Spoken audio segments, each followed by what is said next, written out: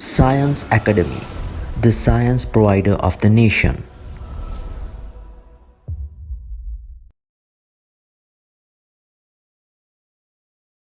Okay, assalamu alaikum everyone. So we will have to conclude the section of numbers by discussing it. You know, when you consider numbers, you have certain properties for those numbers. So once the properties of numbers are over, we can conclude with the numbers. Since we have done rational numbers, irrational numbers, integers, all these kinds of things. So today we will discuss certain properties. There are some properties for numbers, especially when it comes to addition and multiplication. There are beautiful properties there. So these properties also should be learned whenever we think about numbers. So first of all, the first property we are going to talk is about the commutative property. So we will say, we will put the topic to be commutative property. So what is this commutative property means? Commutative property means, if you have a number, let us say you have a number 3, you have number 3 and you have number 5, right? Now look at this fashion or the pattern of this number, how it works. 3 plus 5 is equal to how much? 3 plus 5 is going to be 8. Similarly, 5 plus 3 is equal to how much? That is also going to be 8, right? So if you take 2 plus 1 and 1 plus 2, 2 plus 1 is 3, 1 plus 2 is also equal to what? 3, right? So flipping the numbers, for example, you see that 3 plus 5 is equal to 8. Also 5 plus 3 is also equal to 8, right? And 2 plus 1 and 1 plus 2, both of them give you 3. So flipping the number is not going to make any change in the formula. And this property of doing that flip is called as the commutative property, and this is the commutative property of addition. Now if you go to multiplication, you have the same thing. Now look at this. If you have 3 into 5, right? So 3 into 5 means 3 fives, right? 5 plus 5 is 15. And if you consider 5 into 3 means 5 threes, right? So 3 plus 3 plus 3 plus 3 plus 3. That is also going to be how much? 15. So interchanging the number in multiplication also doesn't make any difference in the problem. For example, if you have let's say 1 into 2, we'll take a different number. Let's say 2 into 3 and 3 into 2, right? So still both of them are going to give you same value, that is 6. So this is called the commutative property of multiplication. So flipping the number in addition is called commutative property of addition, and flipping the number in multiplication is known as what? The commutative property of multiplication. So the next property that we are supposed to learn is about the associative law. Associative property, or you call it as associative law, right? So what is this associative law actually means, right? For example, if you have a number, let us say 2 plus 3 plus 4, right? And it is like this. Let us say 2 plus 3 plus 4, but 3 plus 4 is inside the bracket, let us say. Now all of them are addition, right? So when you add them, right, the order of body mass, according to the body mass, what you have to do is you just have to add this 3 plus 4 first. So it's going to be 7 plus 2 is going to be 9. So that is the order. But when you have addition, series of addition like this, you can interchange the bracket, and this is called the associative law. For example, 2 plus 3 plus 4 can be written as 2 plus 3. You can add 2 plus 3 first, and then you can go for 4, right? Or else you can say by interchanging, by using the commutative law, you can take this to the other side. 3 plus 4 can be written as 4 plus 3, and you can say 2 plus 4 plus 3 also. 2 plus 4 whole thing inside the bracket, and then plus 3. And these kinds of things, this property of course is called as the associative property. Now look at this. 3 plus 4 is 7, 7 plus 2 is equal to 9, and 2 plus 3 is 5, 5 plus 4 is also equal to 9. So you see that the interchanging of the bracket, the position of the bracket, if you change the position of the bracket, it doesn't make any change to the value that you are gonna get. For example, even if you consider the multiplication, let us say 2 into 3 into 5. So you have multiplication like this. 3 into 5 is going to be 15. You have, according to the word batch order, you have to see this 3 into 5, right? So 3 into 5 is going to be 15. 15 into 2 is going to be 30. So this is equal to 30. So this is also equal to, if you interchange the brackets, you will get 2 multiplied by 3, whole thing multiplied by 5, right? So it's going to be 2 into 3 is what? 6. 6 into 5 is also 30. So you see that interchanging this position of the bracket, when you have series of stuffs, what you can do is you can just interchange the position, and this interchangement of position is called as the associative law of numbers.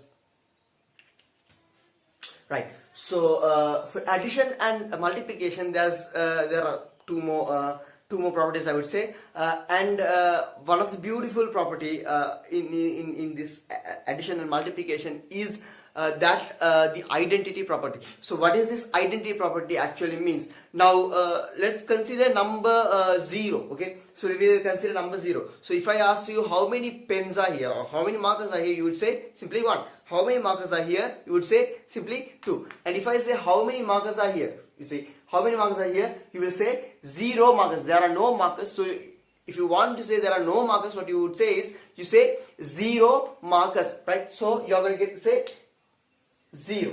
Okay, so if I want to add one marker to if I want to add a marker to this one marker, right? So if I add 1 to that, 1 plus 1 is going to be simply 2, right? Now think about this. If you have no markers, right, so you have 0 markers, and if I want to add one marker, 0 plus 1 is going to be how much?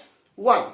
Okay, so adding one marker to a marker that is not existing, there's no any marker. So if you add one marker to that, it's going to give you what? One marker as the result. So it's going to give you one marker as the result. So adding two markers with no markers is going to make you what? 2 markers. So we see that if you add a number to 0, the resulting number is the same number. 0 plus 2 is going to be 2, 0 plus 3 is going to be 3, 0 plus 5 is going to be 5, 0 plus 10 is going to be 10, 0 plus 15 is equal to 10. So you have a kind of a number in which when you add a lot of things to that particular number, you will get the same bunch of things. You see, so let's say you have 0, so 0 plus 10 will make us how much? 10. We will add 5 to this 0, so 0 plus 5 is also going to be how much? 5, right? So 0 plus 6 is also again 6, right? So the question is this identity property is working for addition. Does it work for multiplication as well, right? So does it work for multiplication as well? The answer is yes, it does work for multiplication as well. How so? Now in order to check whether it is working or not, we need to know what is the identity number actually is, right? So we need to know what is the identity number actually is, right? So if you consider multiplication, you must have a number. When you multiply a certain number by that number, it should result the same number, right? Like a tongue twister might have been a little bit messy. Just understand the point properly. You have a number and you have the identity number. If you multiply this number with the identity number, the number that is going to result will be the same number over here. So that is the point. Okay, so let us say you have 5, right, and the identity number is here. So let me call this identity number to be let us say E. Okay, let me give a name to that. Let us say E. Okay, I don't know what is the identity number, so I am supposed to find the identity number. So E multiply by, let us say you have a number like 5, right? If I multiply this, I need to get the same number. So E into 5 is going to be 5. Now divide both sides by 5, and E is going to be how much? 1. So E is going to be how much? 1. So which means the identity number in multiplication is equal to how much? 1. You see that 1 multiplied by 6 is going to be 6. 1 multiplied by 10 is going to be 10. 1 multiplied by any other number, let's say X is going to be X. It works for anything, right? So this is what we call as the identity property of numbers. So the next property that we are supposed to learn is the inverse property. Now what is this inverse property? Now let us say inverse property is there for both addition and multiplication. So that is the ultimate point. And furthermore, you have to understand that in addition, so what is this inverse property actually means is, right? So inverse property means you have a number and you should have another number. So when you add the number, let us say A, and if you add the number A inverse, right, it should result in the identity element. So if you want to speak in terms of, if you want to speak symbolically, A you have the number a, and the inverse of this number a into a to the power of minus 1 is going to be should make the identity element, or else a plus inverse of a must make the identity element. So what is the identity element? So these are, we speak symbolically. So we need to, what is this a minus 1? We need to know that what is this a minus 1 actually means, right? So we will talk about this. So if it is difficult to understand using symbolically, just forget about it, and we will think in terms of numbers. So let us forget about these kinds of things, and we will think about the numbers. So let us say we will consider the inverse of numbers and addition. So let us say you have a number 3, right? So you have to have another number, right? Something like x, right? So 3 plus x must give you the identity of addition. So what is the identity of addition? Identity of addition is going to be how much?